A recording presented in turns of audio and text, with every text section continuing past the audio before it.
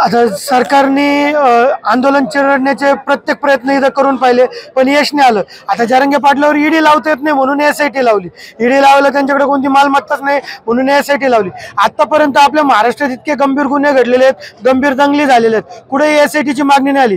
छगन भुजबळला या केसमधून निर्दोष करण्याची प्रोसेस चालू आली, तिथे SIT नाही लावण्यात आली. पण जरांगे पाटलांसारख्या प्रामाणिक माणसावरची SITची चौकशी तुम्ही लावत आहे, तर त्यासाठी आम्ही सर्व कोटीच्या कोटी मराठा बांधव हा SIT किंवा महाराष्ट्र सरकार या सर्वांना मेल करणार आहे का आम्ही सर्वजण जरांगे पाटलांसोबत या आंदोलनात सहभागी. आमची सुद्धा चौकशी झालीच पाहिजे आणि आमची चौकशी कराच तुम्ही. आम्ही आज सकल मराठा समाज अहमदनगरच्या वतीने मीटिंग बोलवली होती. आम्ही आज ठराव घेतलेला आहे की आजपासून आम्ही कुठल्याही नेत्याच्या सभेला किंवा कुठल्याही पक्षाच्या सभेला जाणार नाही, कोणालाही मतदान करणार नाही जोपर्यंत मराठा समाजाचा आरक्षणाचा प्रश्न मिटत नाही आणि जरांगे पाटलांनी जो सगळी सोयऱ्याचा कायदा पारित करण्यासाठी आंदोलन सुरू केलेले तो मिळत नाही तोपर्यंत आम्ही कुठल्याही नेत्याच्या मागे जाणार नाही. आणि आम्ही असं ठरवलेलं आहे की अहमदनगर मतदारसंघातून कमीत कमी 500 ते 1000 फॉर्म इथून आम्ही भरणार आहोत आणि लोकसभेची निवडणूक लढणार आहोत.